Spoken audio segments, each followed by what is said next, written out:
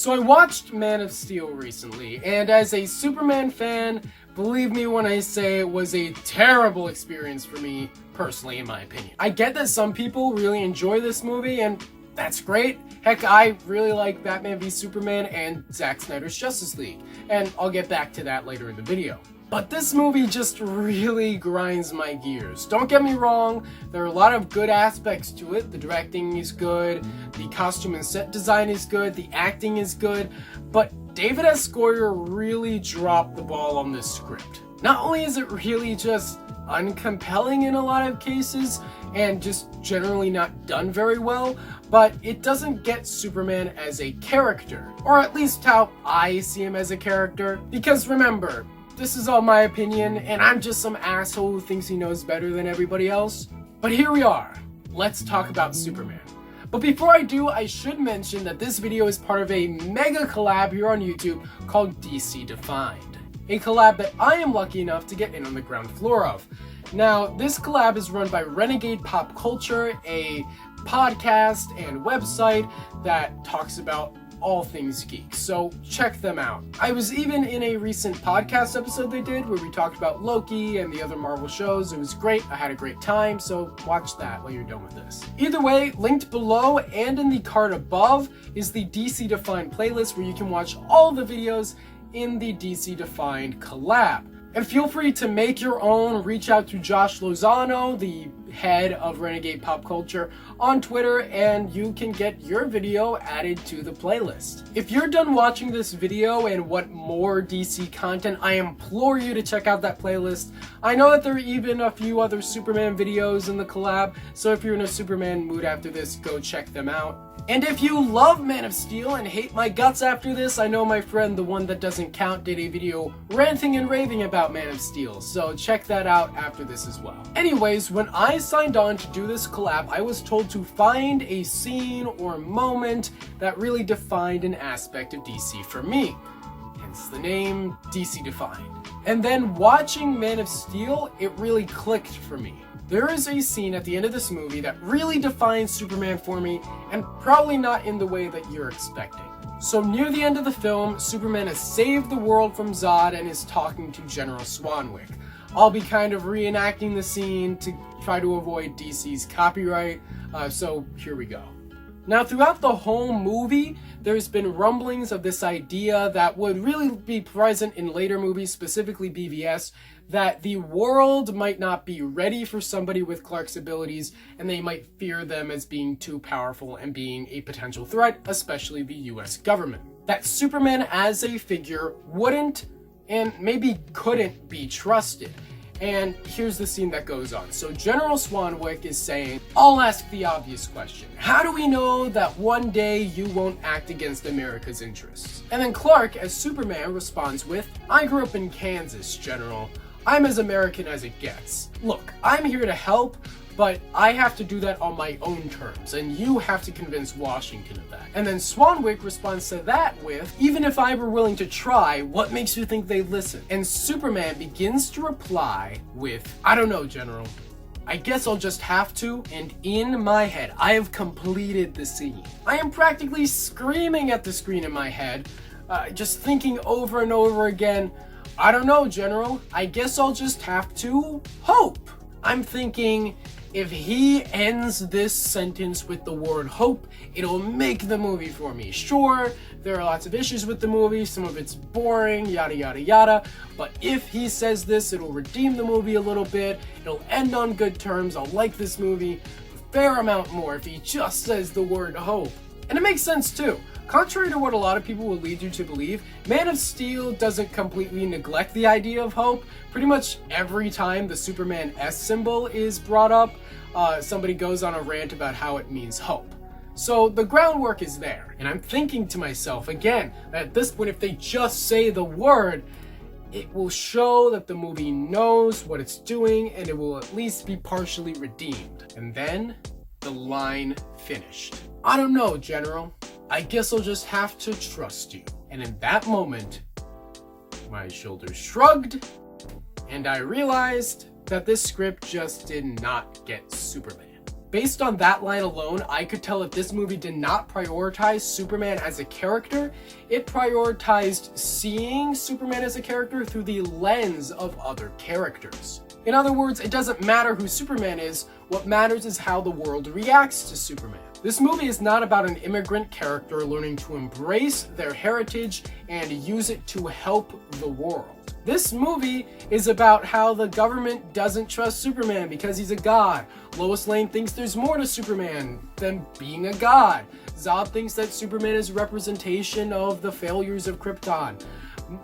Martha Kent has to deal with raising a god while being a mere mortal, etc., etc. And that makes sense if you look at the production history of Man of Steel. If you look back into it, the way it started was that during pre-production on The Dark Knight Rises, David S. Goyer, who co-wrote Batman Begins and did story work on the sequels, came up with this idea that he pitched to Christopher Nolan that, hey, what if we did the same thing that we did with Batman Begins with Superman? What if we set Superman in a realistic situation and showed how it would exist in the real world? Which is a bad approach, but we'll get to that. And watching this scene had this odd inverse effect. Like, by seeing how they had failed the character of Superman, I was able to appreciate how Superman was who he is, how he became, well, Superman. Now, when people are talking about Superman, the phrase you see get tossed around is beacon of hope. And while that's technically accurate, it's really surface level and is overused to the point where its meaning has been completely lost. Pretty much anytime I hear somebody talk about a beacon of hope, my attention goes away in a flash, and I'm sure a lot of yours does too. However, it is a good place to start when talking about Superman. Now, Man of Steel was trying to be successful by doing what Batman Begins did with Batman and doing it with Superman. But here's the thing.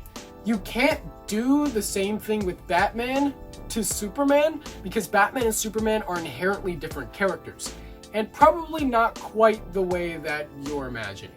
Batman Begins works because Batman set in the real world under realistic circumstances works. Batman has always been a product of his environment, and so is Gotham. Gotham is sort of a representation of all the bad parts of US cities. It's sort of all the darkness boiled down and pretty much personified. In other words, Batman is a reflection of society, and I'm not just talking about Gotham here. I'm talking about in real life. In the 60s, during the Cold War for the US, everybody was drinking and partying because they were trying to pretty much escape the fact that the Cold War was even going on. And what was Batman doing? He was partying and being groovy. Heck, Batman goes to a party and gets drunk in the first episode of the Adam West Batman series, and the grooviness continues on from there. Then in the 70s, things got very real for Batman when the US was going through a hangover phase of realizing that the Cold War was very much real and a big threat. This is why Batman was notably absent from the public eye during the 70s, save for a very noticeably innocent Hanna-Barbera cartoon. Then in the late 80s into the 90s, Batman became a little more rebellious. He was the outcast in a crazy world, and that's why people really gravitated towards the Tim Burton movies. And then when things got a little too kooky with the Schumacher movies, people kind of noped out of there. And then came the Dark Knight movies. Let's just say it's no coincidence that The Dark Knight, the movie that's known culturally for making Batman dark and gritty in film, just so happened to come out and do really well during the peak of an economic crisis in the US. So yeah, Batman is and always has been a reflection of society. But what about Superman? Well, Superman was first big in the 40s when superhero media was mostly just superheroes beating up the bad guys in order to lift spirits during World War II. And then Superman was big again during the late 70s and early 80s, during that hangover phase I mentioned before. Why do you think that is? Well, while Batman is a reflection of society, Superman is a representation of what society wants to be. He is the angel on society's shoulder telling them what to do right. He is, you could say, the beacon of hope, that tells people what to aspire to be. The thing about the beacon of hope terminology that upsets me the most is that it kind of implies that Superman's job is to let people know that everything is going to be okay because he's there to help and will fix every problem for them, when that's just not the case. The full picture is that Superman is also there to show you that you can help to save the world. And that's why people like Superman during hard times. And I think that if Superman 4: The Quest for Peace was an actually good movie, it would have done well. And if Superman Returns was a movie about, a post 9/11 world where the line between immigrants and terrorists has been blurred, instead of Kevin Spacey, Lex Luthor trying to create a continent to sell land from, maybe that would have done well as well. And I don't think it was a great idea to release Man of Steel, a movie about how depressing the real world is and how Superman couldn't really exist in the real world as we know him in the comics, during a time when people are coming out of an economic crisis. I think the lesson a lot of Superman writers and directors need to learn is to read the room. Anyway, what does this mean for Man of Steel? How did it fail to capture Superman as I know him? Well, I'll tell you how. Like I said, Man of Steel's goals was to make Superman as realistic as possible, and that can work.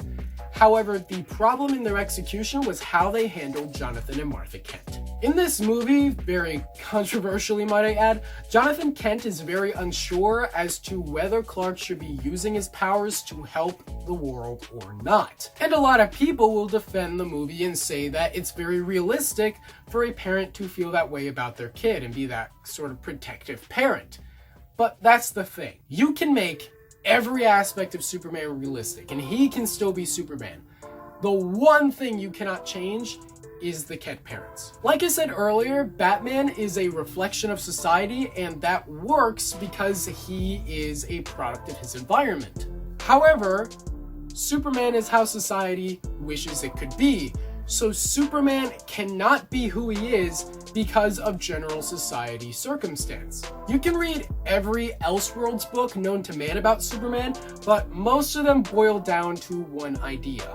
What if Superman landed somewhere other than the Kent farm? Clark being raised by the Kents is the single most important aspect of him becoming Superman. It is not his Kryptonian parents that make him Superman.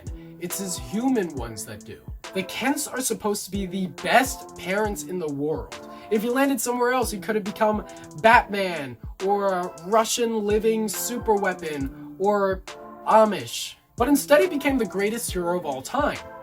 Why? Because he was raised by Jonathan and Martha Kent. The thing about a Superman movie is that to me, the kids should walk out of the theater wanting to be Superman. And the parents should walk out of the theater wanting to be Jonathan and Martha Kent. They're super parents. And when the people behind Man of Steel decided to make them realistic and have this realistic view of Clark's powers, they not only took the super out of the parents, they took the super out of the man. Circling back to the beginning, I actually like BVS a lot more than Man of Steel because it really shows off Batman and Superman's interactions with society really well. Batman is just as cynical as the society around him, and the film is less Batman v Superman and more society v Superman. And it's great, but anyway, I hope you enjoyed the video. A quick reminder to check out the link in the description and the card above to watch the DC Defined playlist to see all the other DC Defined videos. Another thank you to the good folks at Renegade Pop Culture for including me in the ground floor of this amazing collab, and I hope to see all you folks at home making your own videos and joining in. Despite all the controversy surrounding it, I'm actually really looking forward to the Superman movie being written by Ta-Nehisi Coates and produced by J.J. Abrams. This one seems like it really has a vision behind it, like it reads the room like I talked about before. But I guess I don't really know for sure yet whether or not it'll be a good adaptation of Superman as I know him. I don't know. I guess I'll just have to hope.